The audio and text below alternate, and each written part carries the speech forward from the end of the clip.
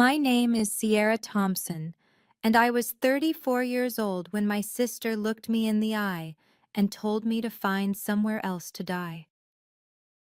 3 days after our parents' funeral, while I was still using a cane from the car accident that nearly killed me 2 years ago, Victoria stood in the doorway of the only home I had left and said those words without a single tear. She had brought moving boxes, she had brought her husband, and she had brought a cruelty I never knew lived inside her. Our parents had just been buried. The flowers on their graves hadn't even wilted yet, and my sister, my own blood, was throwing me out of the house where I'd spent the last 2 years recovering, healing, and caring for the very people she barely visited. She thought I had nothing. She thought I was useless. She thought wrong. Before I tell you what happened at the lawyer's office 3 days later, please take a moment to like and subscribe, but only if you truly enjoy this story. Let me know in the comments where you're watching from and what time it is there.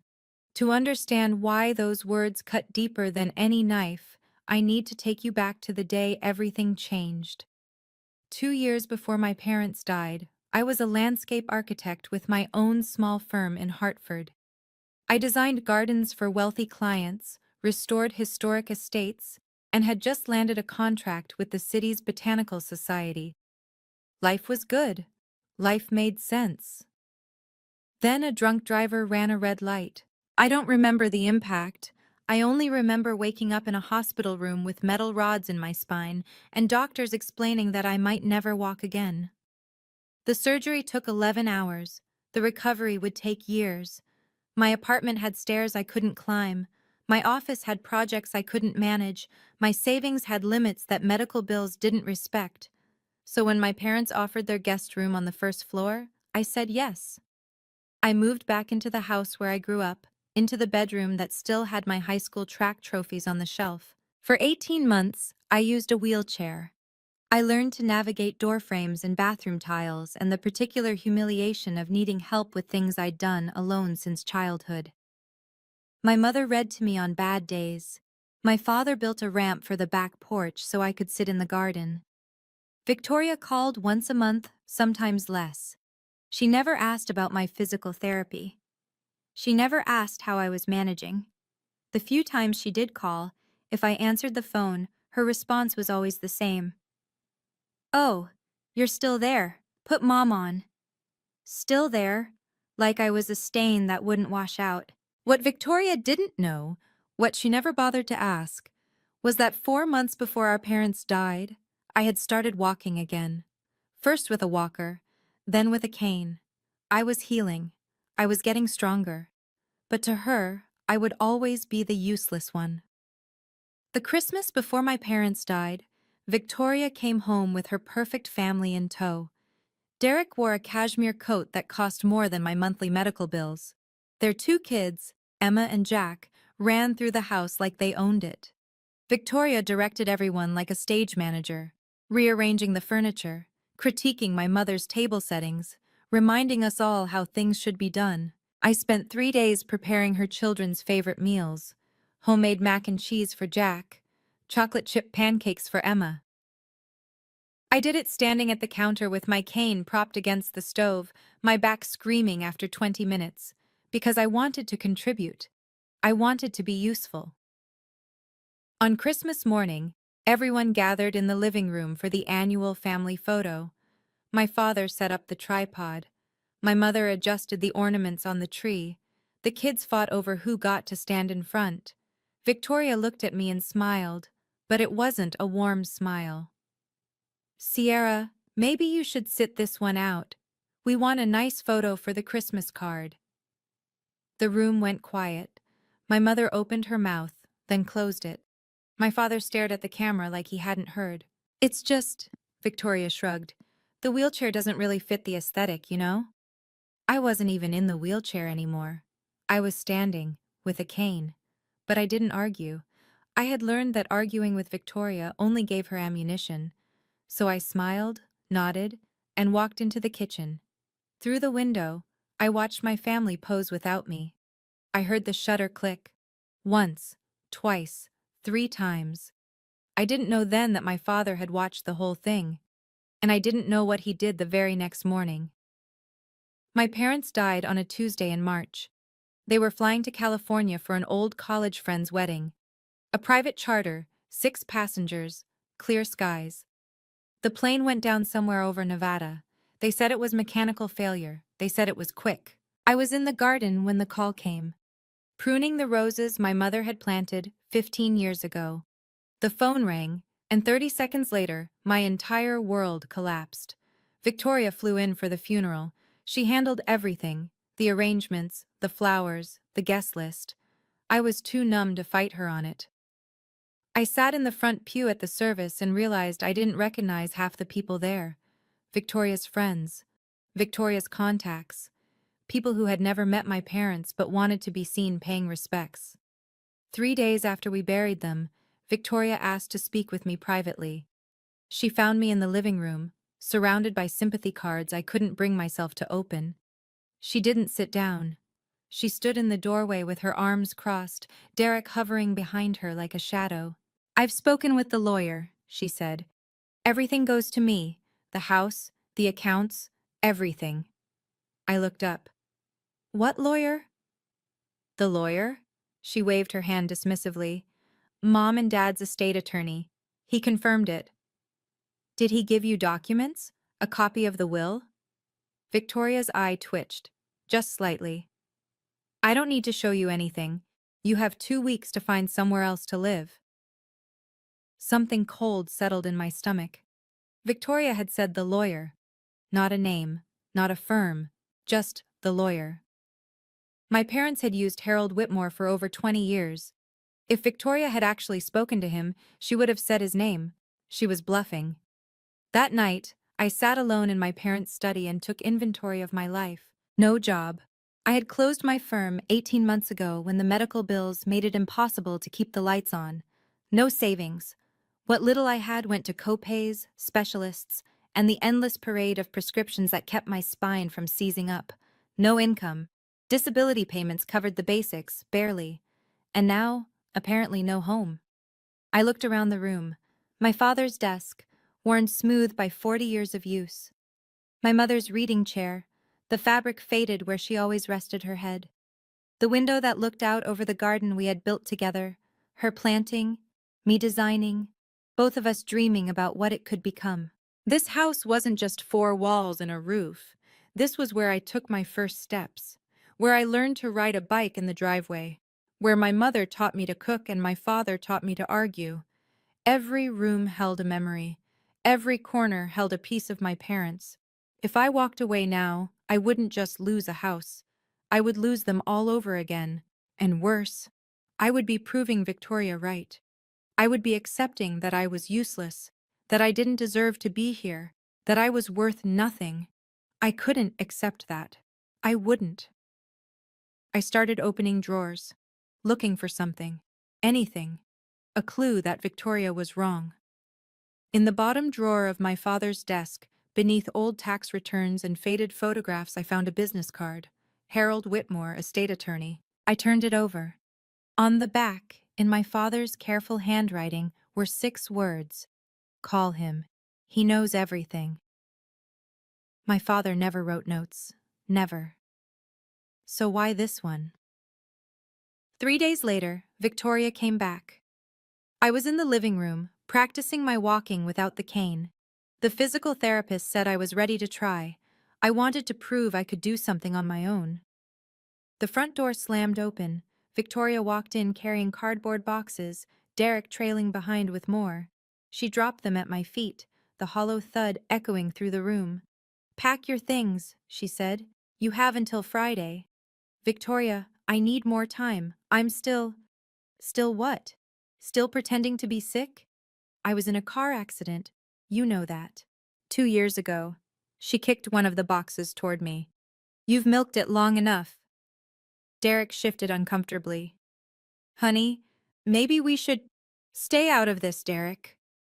Behind me, I heard Rose, the nurse who had cared for my parents in their final months, come in from the kitchen. She stopped in the doorway, her eyes wide. Beside her stood Maggie, our neighbor of 40 years, who had come to drop off a casserole. They both heard what came next. Victoria stepped closer, close enough that I could smell her perfume, something expensive and sharp. She looked at me the way you look at garbage that needs to be taken out. "Find somewhere else to die," she said. "You're useless now." The words hung in the air. Rose made a small sound. Maggie's hand went to her chest. Victoria didn't even glance at them. To her, they were invisible, unimportant, but I saw Rose do something strange. She pulled a small notebook from her pocket and wrote something down. Quick, discreet, like she was noting a patient's vitals. At the time, I didn't understand why. Later, I would. Maggie was the first to move. She stepped forward, her 70-year-old frame suddenly rigid with the kind of anger that only decades of friendship can produce. She had known my mother since before I was born. She had held me as a baby. She had watched both Thompson girls grow up, and she had clearly picked a side. "Victoria Eileen Thompson," Maggie's voice could have cut glass. "Your mother would roll in her grave if she heard you right now." Victoria turned slowly, her face arranged in polite confusion. "I'm sorry. Who invited you into this conversation?" "I've known this family 40 years, longer than you've been alive, young lady. This is family business. I was family before you learned to walk." Maggie moved to stand beside me, her hand finding my arm. "Eleanor loved both her daughters, but she wasn't blind, Victoria. None of us were." Something flickered across Victoria's face. Uncertainty, maybe, or just annoyance at being challenged. Derek stepped forward, reaching for his wife's elbow. "Vic, come on. We can discuss this later." "Don't touch me." She pulled away, her voice rising. "My mother left me in charge, not her. Not some neighbor who thinks she has a right to—" "Your mother didn't leave you in charge of anything." Maggie's words were quiet, final. "Not yet." The room went still. Victoria's jaw tightened. She looked at me, then at Maggie, then at Rose, who was still standing in the kitchen doorway with her notebook. "Fine." Victoria grabbed Derek's arm and pulled him toward the door. "Friday, Sierra. I want you out by Friday." The door slammed behind them. Maggie squeezed my arm. "Don't you worry, honey. This isn't over." I wished I could believe her. The next morning, Derek came back alone. I found him standing on the porch, hands in his pockets, looking like a man who had lost an argument with his own reflection. When I opened the door, he flinched. "Victoria doesn't know I'm here," he said quickly. "Can we talk?" I let him in. We sat in the living room, him on the edge of my mother's chair, me on the couch with my cane propped against the armrest. He wouldn't meet my eyes. "Look," he started. "About yesterday. Victoria's under a lot of pressure." "Pressure to throw her disabled sister out of her dead parents' house?" He winced. "It's not personal, Sierra. We just really need the money." I went very still. "Need? The house alone is worth—" He stopped, caught himself. "I mean, the estate should be settled quickly, for everyone's sake." "Derek." I leaned forward. "What's going on?" He was quiet for a long moment. Then, in a voice barely above a whisper, "We're in trouble. The investments I made last year, they didn't pan out. We owe a lot, more than we can cover." "How much?" He looked at the ceiling, at the floor, anywhere but at me. 400,000, give or take. The number hung between us like smoke. "The bank is threatening to take our house," he continued. "The kids' school is asking about next semester's tuition. Victoria's trying to hold everything together, but—" "Derek." Victoria's voice, sharp as a blade, came from the doorway. We both jumped. I hadn't heard her car pull up. "What are you doing here?" She grabbed his arm, her knuckles white. "Let's go, now." Derek mouthed something at me as she dragged him out. It might have been sorry. It might have been help. I know what some of you might be thinking right now. Why didn't you fight back, Sierra? Why didn't you say something? I asked myself the same question. But here's what I've learned. Sometimes the best response isn't a response at all. If you've ever been in a situation where someone underestimated you, type I know in the comments. And if you're curious what happened at the lawyer's office 3 days later, keep watching. Now, back to the story. That evening, I found the business card again. Harold Whitmore, estate attorney. The handwriting on the back seemed to glow under the desk lamp. Call him. He knows everything. I dialed the number before I could talk myself out of it. The phone rang twice. Then a voice, deep and measured. Whitmore Law Office. Mr. Whitmore? This is Sierra Thompson, Robert and Eleanor's daughter. A pause, then warmer. Miss Thompson, I've been waiting for your call. Something in his tone made me grip the phone tighter. You have? Your father told me you would reach out. He was quite confident about it, actually. Papers rustled in the background. I understand your sister has been making claims about the estate. She says everything goes to her. She says you confirmed it. A dry laugh. I haven't spoken to Victoria since your parents' anniversary party 3 years ago. She certainly hasn't contacted my office. The relief that flooded through me was almost dizzying. So she's lying. I wouldn't presume to characterize your sister's statements. What I can tell you is that your parents were very specific about their wishes. He paused. Very specific, Miss Thompson. What does that mean? That. It means I'd like you to come to my office before the official reading. There are aspects of the will that require context. Another pause, longer this time. Things that no one else knows. Not even your sister. I wrote down the appointment time with shaking hands. Miss Thompson? His voice softened. Your father changed his will 6 months ago, right after Christmas. He told me he finally saw things clearly. The Christmas photo, the one I wasn't in. He had been watching after all. The day before the official will reading, Rose came to say goodbye. She stood on the porch with a cardigan wrapped tight around her shoulders, looking smaller than I remembered. For 8 months, she had been a fixture in this house, taking my parents' vitals, managing their medications, sitting with my mother through the long nights when the pain kept her awake. Now her job was done, and she was moving on to another family, another patient, another ending. I wanted to give you something, she said. She reached into her bag and pulled out a leather-bound notebook, worn soft at the edges. I recognized it immediately.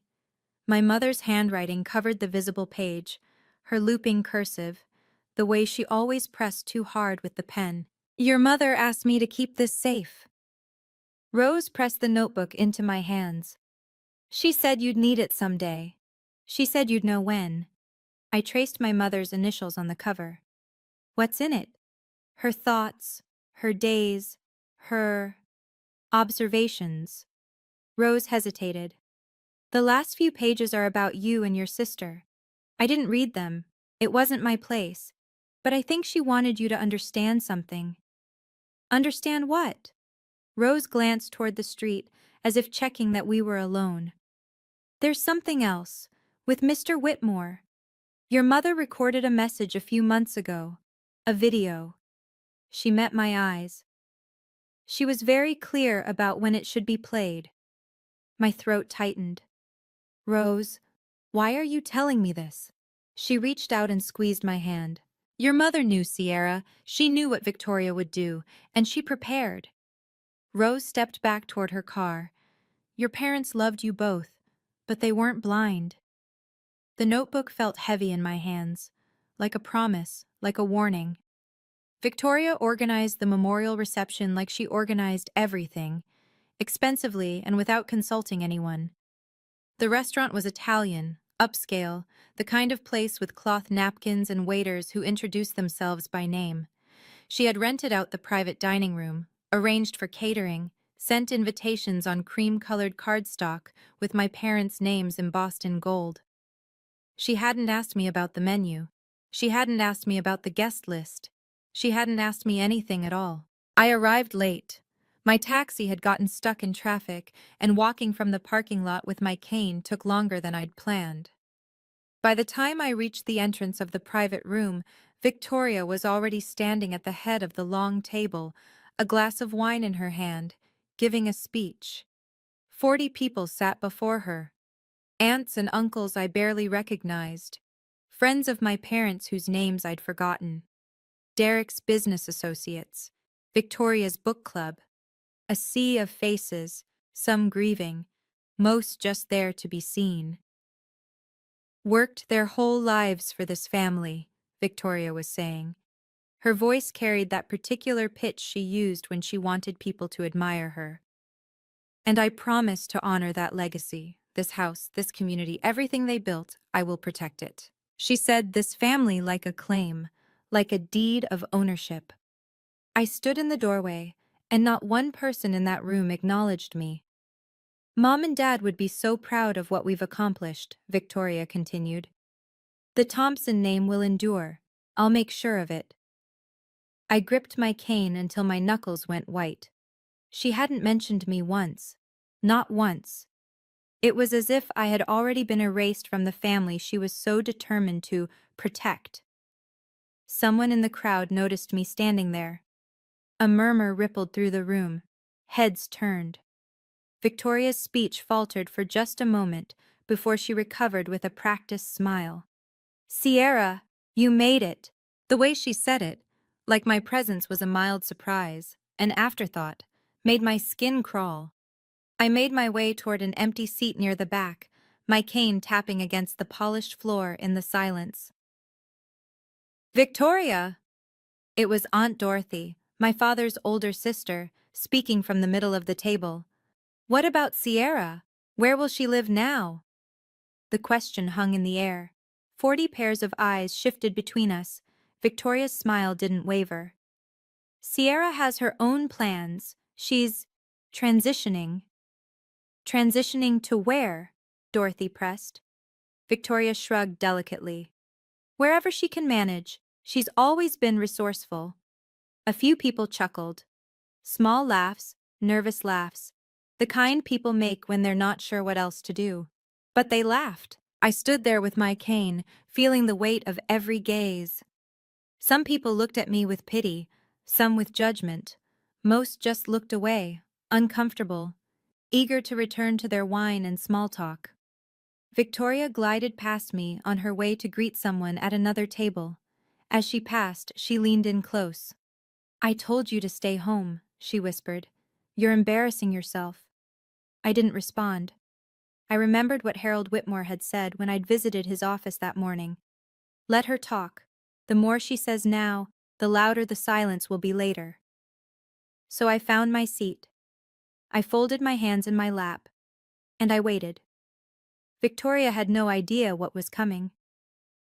Maggie arrived 20 minutes later, wearing black and carrying a look that could curdle milk. She scanned the room until she found me, alone at my corner table, pushing food around my plate without eating. Then her gaze shifted to Victoria, who was holding court near the bar, laughing at something Derek had said. Maggie's jaw tightened. She walked straight toward me. Is it true? She asked, sitting down. What Dorothy just told me, did Victoria really say you're transitioning? I nodded. Maggie stood back up. Before I could stop her, she raised her voice loud enough to cut through every conversation in the room. Eleanor and Robert would be ashamed if they could see this. The room went silent. Victoria turned, her wine glass frozen halfway to her lips. Excuse me? Victoria's voice was ice. You heard me. Maggie didn't flinch. This girl, she pointed at me, took care of your parents every single day while you were too busy to visit. She bathed them, she fed them, she held your mother's hand when she was scared. Maggie's voice cracked, but she kept going. What did you do, Victoria? Send flowers? Someone gasped. Derek stepped forward, reaching for Victoria's arm, but she shook him off. You have no right. I have every right. I was Eleanor's best friend for 40 years. Maggie moved to stand beside me, her hand on my shoulder. And I know exactly what kind of daughter you've been. The silence was absolute. Someone coughed. A fork clinked against a plate. Victoria's face had gone red, then white. For the first time, I saw something crack in her composure, something uncertain. Maggie leaned down and whispered in my ear. I talked to Harold this morning. He told me what's coming. Just wait, honey. Just wait. 3 days later, I walked into Harold Whitmore's office on the 12th floor of the Hartford Financial Building. The receptionist directed me to a conference room at the end of the hall, all dark wood and leather chairs, floor-to-ceiling windows that looked out over the city. The kind of room where important things happened. Victoria was already there. She sat at the head of the table like she owned it, her Hermes bag positioned just so, her posture perfect. Derek sat beside her, scrolling through his phone with the desperate energy of a man who wanted to be anywhere else. I took a seat across from them. My cane leaned against the chair. Victoria didn't look at me. Harold Whitmore entered with a leather briefcase and a court reporter trailing behind him. He was older than I remembered, silver-haired, distinguished, with the kind of calm that comes from decades of delivering life-changing news to people who weren't ready to hear it. "Thank you all for coming," he said, settling into his chair. "Before we begin the formal reading, I need to verify a few things." He opened a manila folder and looked at Victoria. "Mrs. Hartley, have you ever seen the complete will your parents filed with my office?" Victoria straightened. "I've seen the will, yes. It was in my mother's nightstand." "The document in the nightstand." Harold nodded slowly. "Can you describe it?" 4 pages, standard legal language. Everything left to me as the eldest daughter. Harold removed his glasses and cleaned them with a cloth. The gesture was unhurried, almost theatrical. "Mrs. Hartley," he said quietly, "have you ever seen the complete will, or just the summary your mother kept as a reference copy?" Victoria's hand tightened on her bag. For the first time, her smile disappeared. "What are you talking about?" Victoria's voice had an edge now. "A summary? That was the will." Harold opened his briefcase and withdrew a thick document bound in blue legal backing. He placed it on the table between us. "This is your parents' last will and testament. 32 pages. Executed 6 months ago in this office. Witnessed by 2 of my associates. Notarized and filed with the probate court." Victoria leaned forward. "That's impossible. I saw the will. It was dated 5 years ago. It said, 'What you saw, Mrs. Hartley, was a preliminary draft. Your parents kept it in their nightstand as a reference, but they updated their estate plan significantly before their passing.'" Harold tapped the document. "This is the legal version, the only version that matters." Derek's phone clattered to the table. He didn't pick it up. "This is fraud." Victoria stood, her chair scraping against the hardwood. "You're helping her commit fraud. She probably forged—" "Mrs. Hartley." Harold's voice didn't rise, but it hardened. "I have been your family's attorney for 22 years. I drafted your parents' first will when you were 15 years old. I do not commit fraud, and I don't appreciate the implication." Victoria opened her mouth, closed it. Her hands were shaking. "Sit down," Harold said. It wasn't a request. She sat. I watched my sister's face cycle through emotions, disbelief, anger, fear. When she finally looked at me, there was something new in her eyes, something that looked almost like panic. "They wouldn't do this," she whispered. "They wouldn't." Harold began turning pages. "Perhaps we should let your parents speak for themselves." The room felt smaller, the air felt thinner, and I realized that everything was about to change. Harold read slowly, deliberately, giving weight to every word. "To our daughter Victoria Louise Thompson Hartley, we leave our investment portfolio, valued at approximately $14 million, to be held in a managed trust. Victoria may withdraw a maximum of $50,000 per year, with the remainder to be distributed to her children upon their 30th birthdays." Victoria made a sound like she'd been punched. "A trust?" Derek leaned forward. "What do you mean, a trust? We need that money now." Harold continued as if Derek hadn't spoken. "The document includes a letter from your parents explaining their reasoning. Shall I read it?" "Yes," I said, before Victoria could object. Harold adjusted his glasses. "We love Victoria with all our hearts, but we have watched her struggle with financial decisions throughout her adult life. We have seen money disappear into ventures that never materialized. We do not wish for our life's work to be lost within a year of our passing. The trust is not a punishment, it is protection. Victoria's face had gone from white to gray. Derek was staring at the table like he wanted it to swallow him. Now, Harold turned several pages. Regarding the family home and surrounding property valued at approximately $4 million, I stopped breathing. We leave our home to our daughter, Sierra Ann Thompson, with the condition that it may not be sold for a period of 10 years. Sierra has been our comfort and companion through our final years. She has tended our garden, held our hands, and given us peace. The house belongs to her. She has earned it. My vision blurred. Somewhere far away, Victoria was saying something, objecting, demanding. But I couldn't hear her. All I could hear was my parents' voices, reaching out from beyond the grave. "There's one more thing," Harold said. He reached into his briefcase and withdrew a USB drive. "Your parents recorded a video message to be played at this reading. They were quite insistent about it." Victoria's head snapped up. "What video? I never knew about any video." "That was the point, Mrs. Hartley." Harold connected the drive to a laptop, and a moment later, my mother's face appeared on the screen mounted on the wall. She was sitting in our living room, in her favorite chair by the window. My father stood behind her, his hand on her shoulder. They both looked tired. They both looked determined. "Girls," my mother began, "if you're watching this, it means we're gone, and it means things have unfolded the way we feared they might." My father spoke next. "Victoria, you're our firstborn. We've loved you since the moment you arrived, but love doesn't mean blindness. We've watched how you treat your sister. We've seen the way you dismiss her, diminish her, push her aside." My mother's eyes glistened.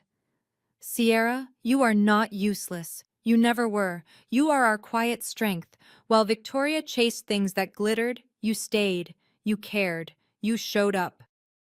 "We changed our will after Christmas," my father said. "After we watched Victoria exclude you from the family photo. After we heard her tell your mother that you were dragging us down." His voice cracked. "We weren't going to let our death become another way for you to be erased." My mother reached toward the camera. "We hope you two can reconcile. We really do.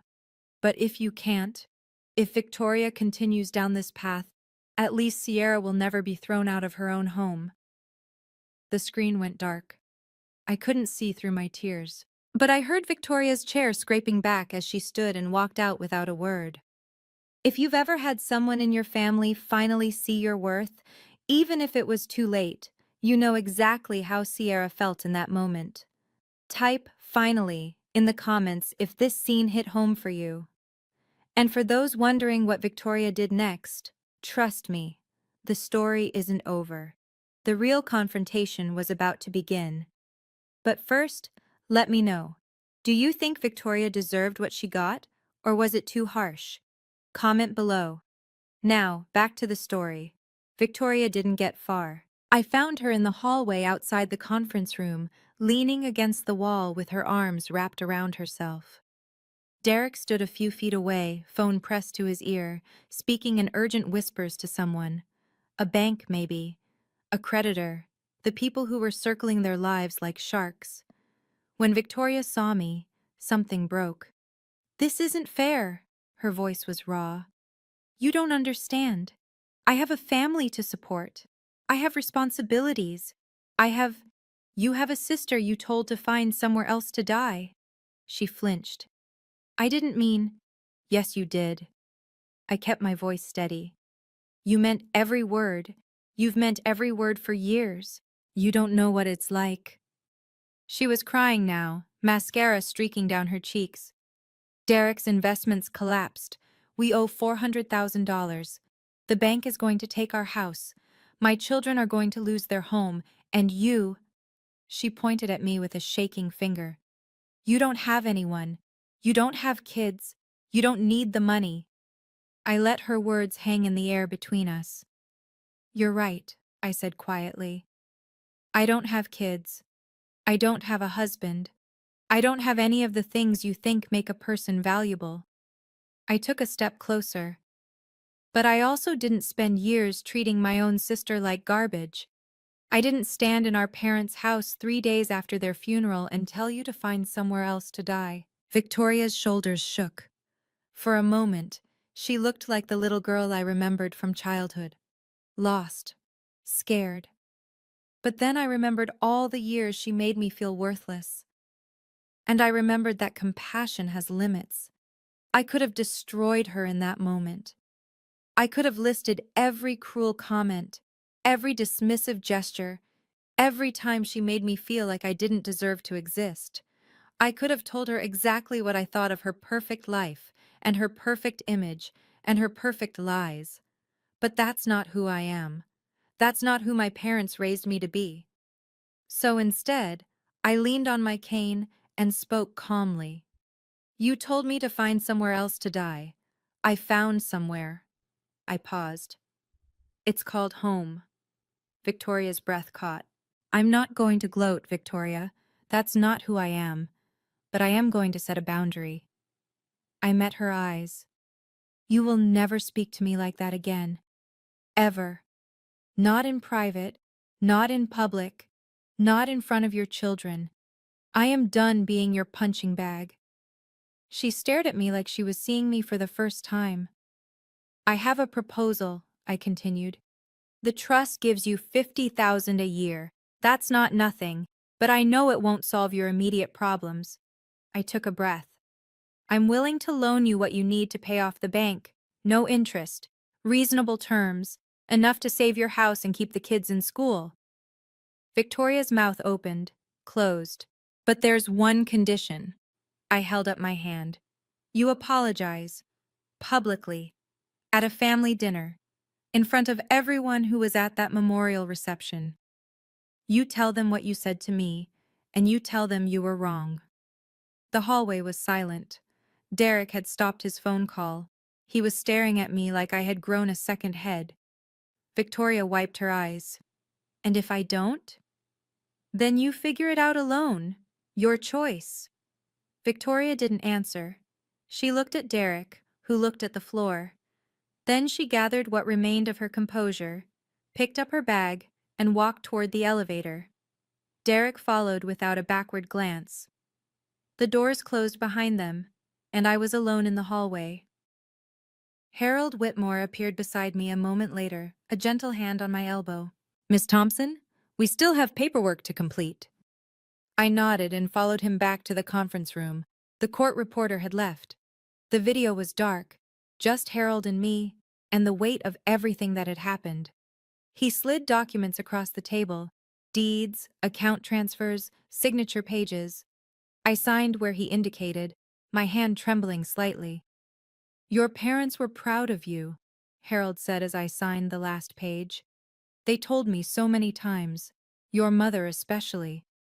He removed his glasses and rubbed his eyes. She said you were the only thing that made those last months bearable. I couldn't speak. She also said something else. Harold pulled a sealed envelope from his briefcase. She asked me to give you this after the reading, a letter, just for you. I took the envelope. My mother's handwriting on the front. For Sierra. When you're ready. One more thing. Harold stood and shook my hand. Your father asked me to tell you that he changed the will the day after Christmas. He said, Harold's voice caught. He said he finally understood which daughter saw them as people and which one saw them as a bank account. I walked out of that office with the deed to my childhood home, $14 million in a trust with my name on it, and a letter from my mother pressed against my heart. It didn't feel like victory. It felt like grief. 1 month later, I moved into my parents' bedroom. It felt strange at first, sleeping where they had slept, waking up to the same view of the garden that my mother had seen every morning for 30 years. But it also felt right, like they had saved a space for me. I continued my physical therapy 3 times a week. Most days, I didn't need the cane at all anymore. I was walking on my own, cooking my own meals, starting to imagine what a future might look like. The neighborhood had changed in small ways. People who had attended the memorial reception, The ones who had laughed when Victoria called me resourceful now crossed the street when they saw me. Word had spread about the will reading, about the video, about what Victoria had said, and what she had lost. They were embarrassed. Good. Victoria and Derek sold their house in Greenwich for $650,000. After paying off their debts, they had barely enough left for a security deposit on a two-bedroom apartment in a town 40 minutes away. Derek was fired from his firm when his failed investments came to light. Something about unreported losses and angry clients. He was working at a regional bank now, a fraction of his former salary. Their children had transferred from private school to public. Victoria told people it was because the public school had a better arts program. Nobody believed her. She called me once, 3 weeks after the reading. "Is your offer still available?" Her voice was flat, exhausted. "Yes." "I'm not ready to apologize yet." I was quiet for a moment. "Then I'm not ready to write a check." The line went dead. But she had called. That was something. It wasn't forgiveness. But it might have been the beginning of accountability. 2 months after the reading, I finally opened my mother's diary. I had been carrying it with me since Rose gave it to me, keeping it on my nightstand, sometimes holding it while I fell asleep. But I hadn't been able to read it. The thought of hearing my mother's voice again, even through her handwriting, felt like opening a wound I wasn't sure I could close. But that night, sitting in her garden under the stars, I was ready. The entries were mundane at first: grocery lists, doctor's appointments, notes about the weather and which plants were blooming. My mother had always been a practical woman, even in her private thoughts. Then I reached the last 10 pages, about Victoria. "I love my eldest daughter, but I worry for her. She chases something she can never catch: approval, success, the appearance of perfection. I hope she finds peace someday.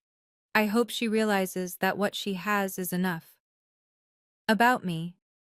Sierra doesn't know how much she saved us. After the accident, when she moved home, I thought I was taking care of her. But she was taking care of us. Just by being here, making breakfast, reading to me, sitting with Robert in the garden, she saved us from a loneliness I didn't know we were drowning in. The last entry was dated 3 weeks before the accident. "Sierra is my mirror, patient, quiet, strong in ways nobody notices until it's too late." I should have told her more often. I should have said the words out loud instead of just writing them here. If you're reading this, Sierra, know this: you were never useless. You were everything. I closed the diary and looked up at the sky. The tears came, but they were different this time. They weren't grief. They were release. 6 months after my parents' death, I returned to work. Part-time at first, consulting for a landscape design firm in Hartford. Small projects, nothing too demanding. But it felt good to use my skills again, to see something beautiful grow from nothing. My first real project was the garden behind my parents' house. My mother had planted roses, hydrangeas, a small vegetable patch that had gone wild in the months since she'd been able to tend it. I redesigned the whole thing, kept her roses, added new pathways, built a small bench where I could sit and remember. It was the first thing I'd created since my accident. It wouldn't win any awards, but it was mine. It was home. Victoria sent a letter 4 months after the will reading. Not a phone call, not a visit, a letter. "I've been thinking about what you said, about what I said, about all of it. I'm not ready to apologize in front of everyone. I don't know if I'll ever be ready, but I want you to know that I'm trying to understand why I became this person. And I'm sorry, even if I can't say it out loud yet. I'm sorry." I read the letter 3 times. Then I put it in my desk drawer, next to our mother's diary and our father's business card. It wasn't the apology I'd asked for. It wasn't public. It wasn't accountability. But it was something. We weren't close after that. We probably never would be. But we could be in the same room without pretending the other didn't exist.